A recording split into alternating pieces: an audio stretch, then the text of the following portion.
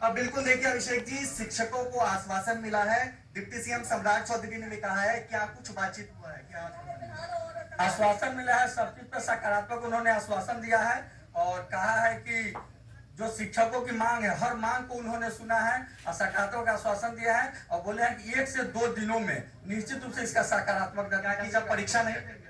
देखिए, शिक्षकों की तमाम समस्याओं को हमने माननीय सम्राट चौधरी जी के पास में रखा है। उन्होंने आश्वासन दिया है कि हम आपकी बात को सरकार तक पहुंचा। क्या कहा? हम लोगों ने उनसे कहा है कि हम शिक्षकों की जो तमाम समस्या है, उन समस्याओं का समाधान करवा करके बिहार के तमाम नियोजित शिक्षकों के हृदय सम्राट बने। और उन्होंने कहा, पूछिए कि क्या मांग पत्र सौंपा गया है और मांग पत्र में कितनी बनाने को लेकर के विभाग के मांग पत्र कुछ उन लोगों को। देखिए, हम लोगों ने बिना शर्त राजकर्मी का दर्जा और शिक्षकों पर लगातार हो रही कार्रवाई, दोनों का समाधान चाहते हैं। हम लोग अपने लोकतांत्रिक संवैधानिक अधिकारों के लिए जो संघर्ष करते हैं, उसके एवज में हम पर गंभीर कार्रवाई की जाती है। FIR दर्ज करवाया जाता है, निलंबित किया जाता है, वेतन बंद किया जाता है। तो ये भी हमारे मांग पत्र में है और बिना शर्त राजकर्मी का दर्जा तो है ही। परीक्षा नहीं। देखिए, परीक्षा को लेकर के माननीय उप मुख्यमंत्री ने आश्वासन दिया है कि 2 दिनों के अंदर इस पर निर्णय लिया जाएगा सरकार के द्वारा और हमें सूचित करेंगे और पुनः बैठक के लिए हमें आमंत्रित किया जाएगा। तो हम लोग उनके तुम्हारे आमंत्रण के लिए या फिर सरकार के निर्णय के विचार से सोने जा रही है, सोने जा रहे, केक लेके भूख लगेगा तो खाएंगे। कितना लचीला है, जरूरी नहीं है कि 10 मांगे हैं तो 10 मान ली जाए। हो सकता है 2-4 मांगों पर सरकार कहे कि नहीं, इनको थोड़ा पीछे बोलो बदमाशी सुबह नहीं करेंगे, थोड़ा ये भी बदमाशी नहीं करना है बोलो सुबह से हम बदमाशी नहीं बिल्कुल सरकार बैकफुट पे आ रही है, कुछ मांगों को कंक्लूजन निकालने की कोशिश की जा रही है, तो आप लोगों भी थोड़ा बैकफुट पर आएंगे, सारी बातों को पूरा करवाना है। मैं आपको स्पष्ट बताना चाहता हूँ कि हमारी बहुत ऐसी मांग नहीं है जो नियम विरुद्ध है। बिहार के जो नियोजित शिक्षक है, जो वर्षों से काम कर रहा है, अब वो दक्षता पात्रता उत्तीर्ण है और 60 वर्ष के लिए सेवा में है और उनकी परीक्षा ली जा रही है राजकर्मी बनाने के लिए, तो भाई हम सारा नियम का फॉलो करते हैं, तो फिर 60 वर्ष के लिए तो हमें परीक्षा इसलिए हम परीक्षा नहीं दोहराएं और उसे न ही परीक्षा का आवेदन करेंगे। उसको कहते हैं लचीला रुख, कि अगर सरकार कुछ जगह 2 कदम आगे वो बढ़ाती है तो क्या 2 कदम आगे बढ़कर ये भी थोड़ा अपना सिर झुकाने की कोशिश करेंगे, क्योंकि नरम रुख कहते हैं। अगर सरकार नरम है तो थोड़ा इनको भी झुकना पड़ेगा, दोनों को झुकना होगा।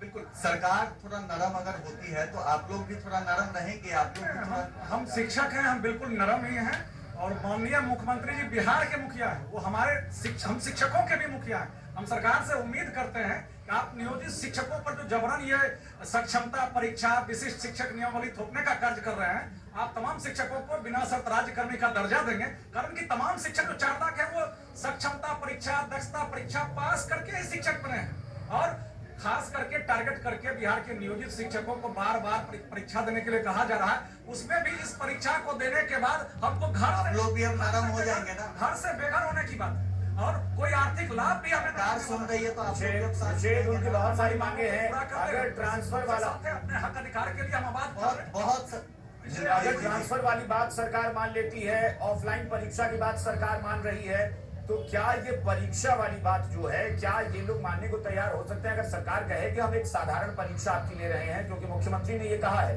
कि एक साधारण सी परीक्षा हम लेंगे।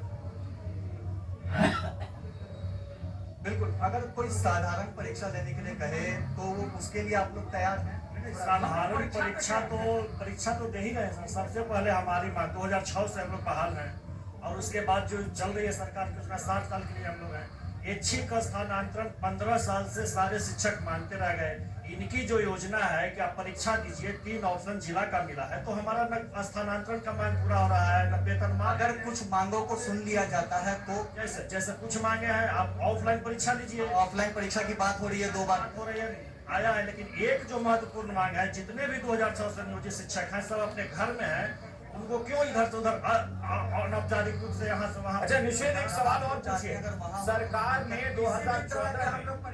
सरकार ने 2014 में कोर्ट में हलफनामा दिया था और कहा था कि 1 लाख से ज्यादा लोग हैं जो फर्जी डिग्री वाले हैं। तो भाई सरकार को कुछ तो फिल्टर करना पड़ेगा और वो फिल्टर करने के लिए या तो परीक्षा होगी, उसके बाद फिर डॉक्यूमेंट वेरिफिकेशन सरकार कर सकती है। इसके आधार पर उनका पता चल जाएगा कि कौन लोग हैं फर्जी डॉक्यूमेंट वाले। भाई अगर सरकार इनका ऐच्छिक स्थानांतरण का मामला है या कोई बहुत सारी सुविधाओं की बात है, वो मामला भी सरकार मान लेती है, ऑफलाइन परीक्षा भी मान लेती है, कम से कम परीक्षा वाली बात उस पर मैं चाहता हूं कि जवाब मिले। क्या उसके लिए तैयार होंगे ये लोग?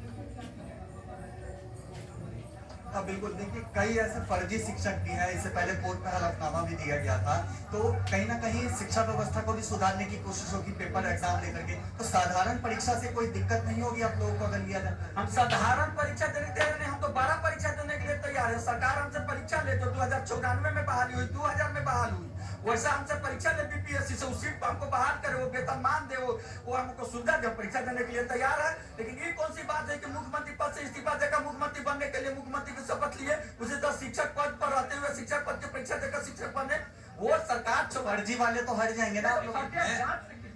फर्जी आप एक ऐसे सिंपली कह दीजिए, किस आधार पे फर्जी है?